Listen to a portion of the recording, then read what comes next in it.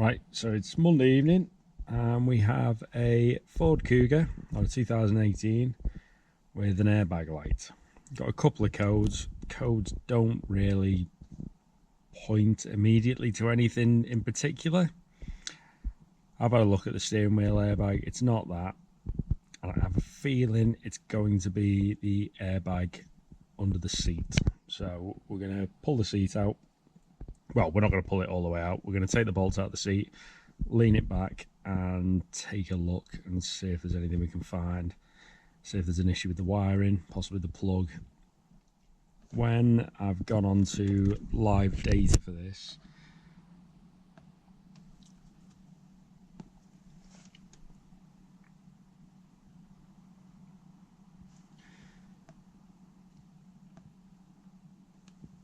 it's showing here that the resistance is 15 ohms, which it should be between about 2 and 3 roughly, which makes me think we've got either possibly some corrosion on the connector, or we've got a wire that's a bit frayed and a bit broken. So we'll get some tools and we'll start stripping it down. So at the front of the seat we have a couple of covers, as you can see there, which hide a 15mm 6-point bolt. Just to get these covers off, using a little plastic trim, little trim tool. Just get it in there. He says, just pry them out like that. And you can see the bolt in there. So we'll get those out now. I'm using a 1/2 inch 6-point 15mm wobble socket, just to make it a bit easier to get onto them.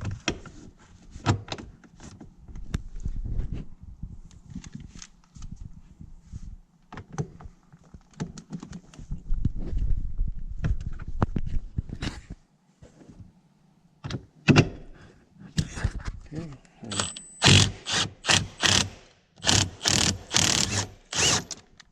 There's one of them out. Let's get our other one.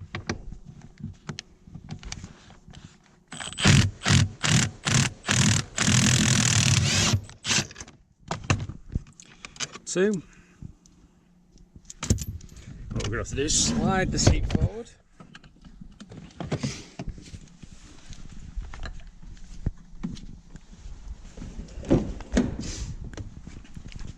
Pop into the back.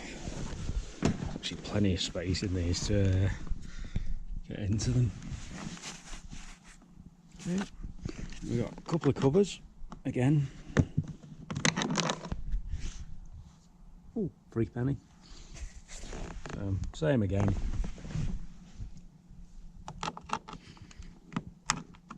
Pop these out.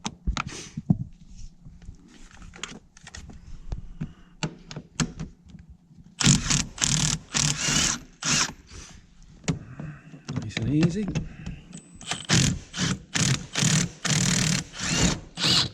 So they're now out. And that should allow us to tilt the seat backwards so we can get a better view underneath. What we'll do is we'll slide the seat like so, and then just tilt it up. Obviously we want to make sure we're not straining any of the cables. So we can see that one there is on a clip. What we can do is pop that off. Give us a little bit more room, and that's the cable and plug in question. So I'm going to pop the plug off.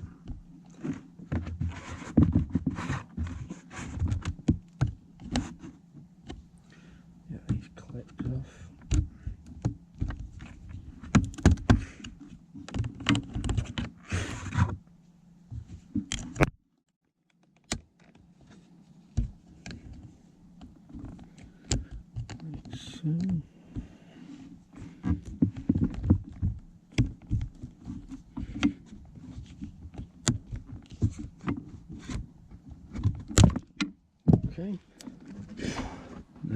plug.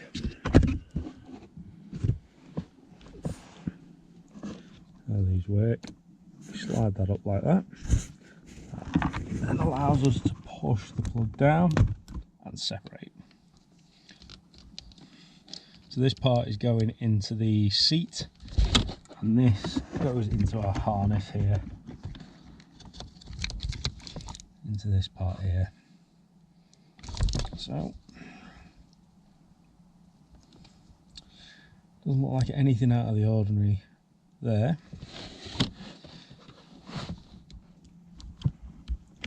But what we can do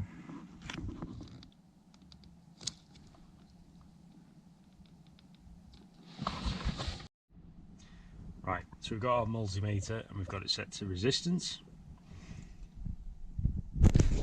What we're going to do is pop our probes into this side of the connector.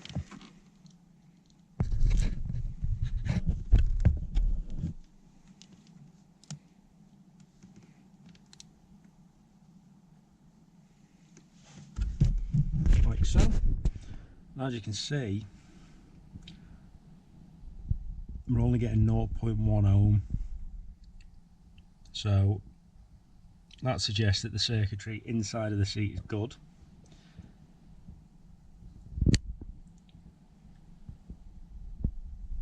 And now what we need to do is test from this harness over here to this connector here to see if we've got any resistance there.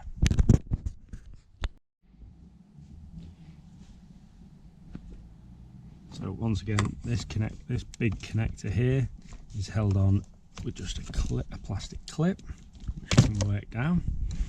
That gives us access to our plug. And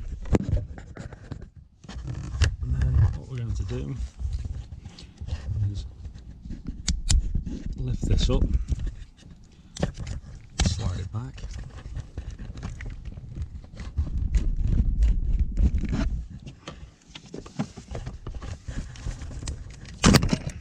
Bit of a wiggle, and that'll separate.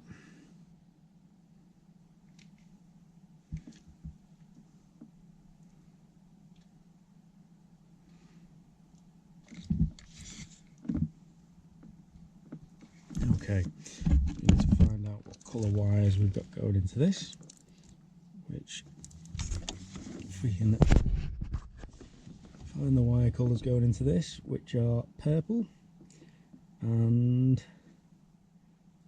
yellow and red, and then luckily we can see into the plug there that they are going to the first two pins on this lower side here. So these two in the left hand bottom corner. And then what we'll do now is, so I've now connected the plug back onto the harness with a couple of back probes just plugged into the pins there. I'm just going to test the resistance.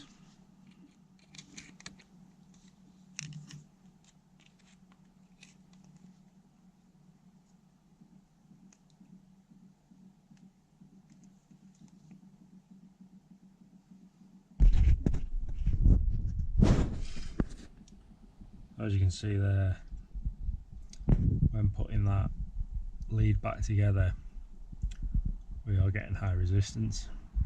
So it seems that we could have a break in this harness. So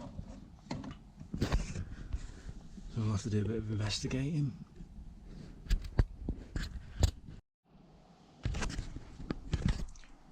Right, so I've taken the time to strip the cable, hoping to find a break somewhere. Unfortunately, after a lot of messing about with the razor blade, I haven't. But we've now got this just hooked up to test the resistance, just to confirm it. And there we go. That's on the yellow cable. So what we're going to do is we're going to cut this cable out, replace it with a fresh piece of cable, and hopefully, fingers crossed, that eliminates the brake somewhere. Flux, pair of snips, and a length of cable. Unfortunately I didn't have yellow, so what we're going to do is I'm just going to snip this cable up here.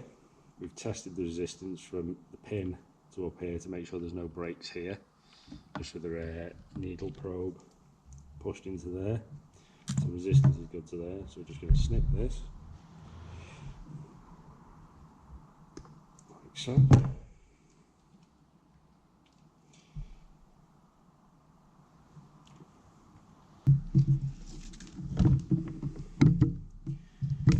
So we've got our cables and a little soldering helper. Middle special, I think it's about £4.50. What we're going to do is apply a bit of flux to each of the tails of the cables, like so. Make sure the tip of our soldering iron is clean. Apply a little bit of solder.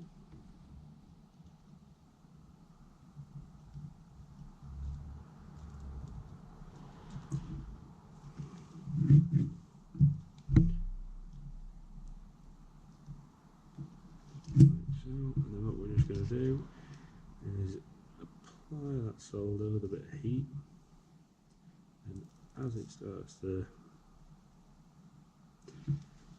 melt, just add a little bit more to just saturate that with the solder. Same again for this side, a little bit on the tip, and as that heats, just add a little touch more, like so.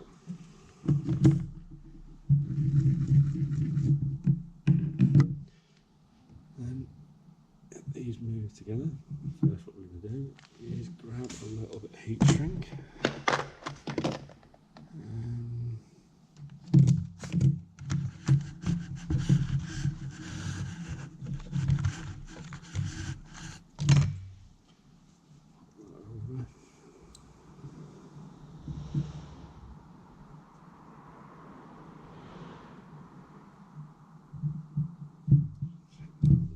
Just don't put it close to where you're soldering because it will shrink it.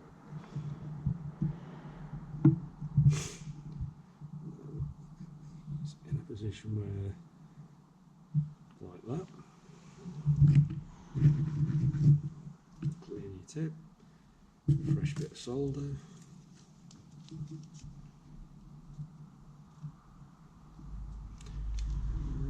just and that can do. Close together.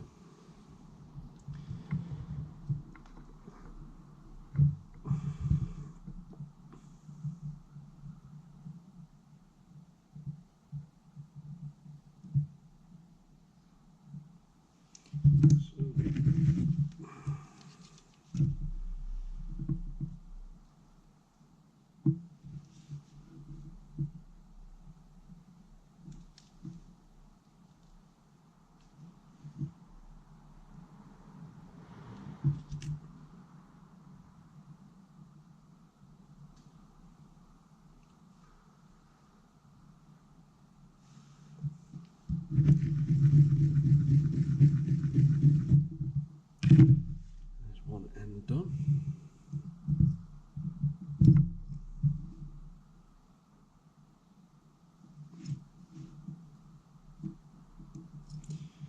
Then take a rough length for this. About that.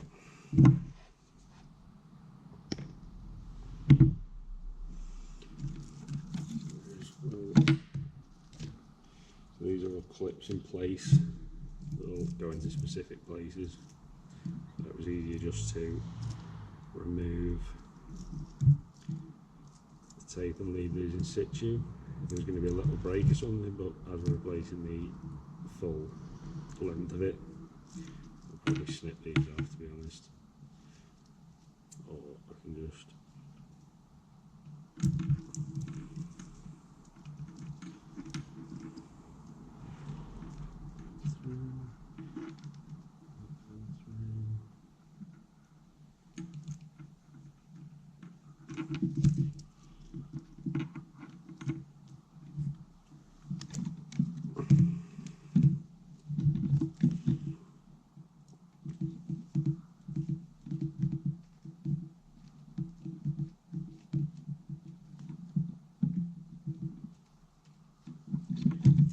Knew that'd be a challenge. What we can do is if we de-twist this wire, we're going to have to twist these together. Them being twisted. I think I'm best just removing this. That was my knuckles.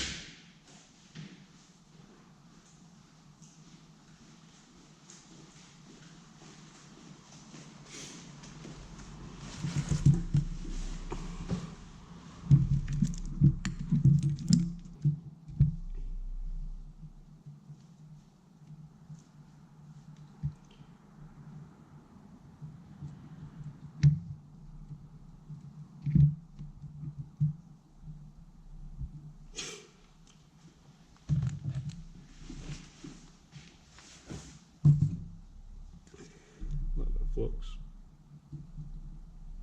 just to help it flow.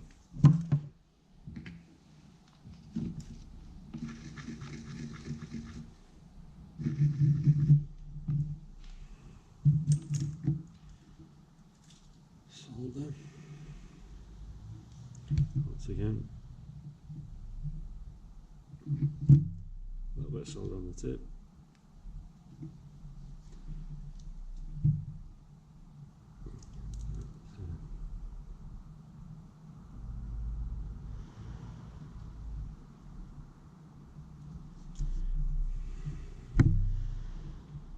Again. Good God, my hand's shaking in the morning.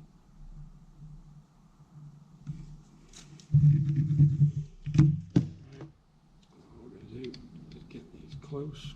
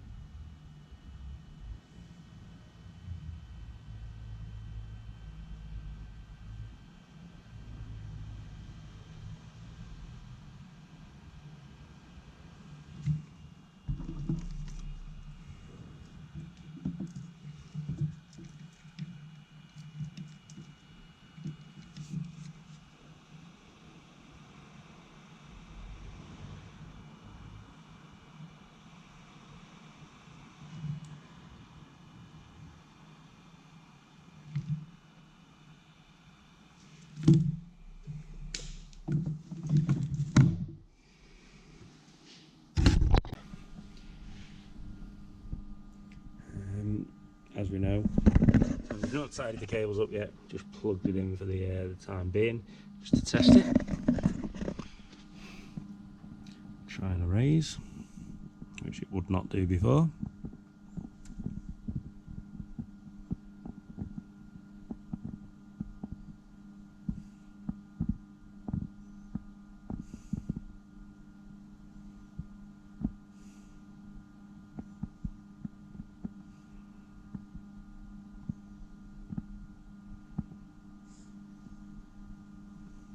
At least I'm not in a rush. And our codes appear to have gone.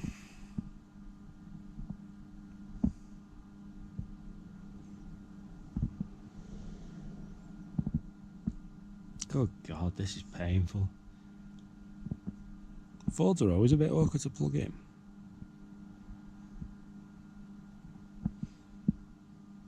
I've got Forescan, which is a lot quicker, but it's just the hassle of getting the laptop out and plugging it in. We go on to airbags, live data.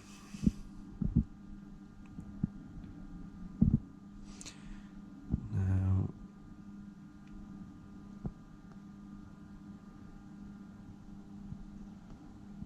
so it was this one that was giving us a bad reading. We've now got that down to 2.4, which the car appears to be happy with. Win-win.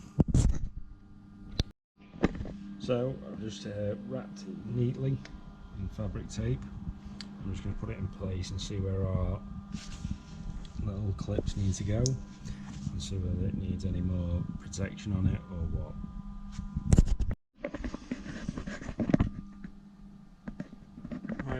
So we're all boxed in, clip back in. Left quite a bit of slack in there just so it's got a bit of movement. You know, I can't see it being an issue. The seat's now in its highest extended position, so shouldn't be any issue with the cable catching or snagging on anything. Just left a bit of slack just so it's not having to flex around tight corners or anything. Get the seat back in and job done. Fantastic.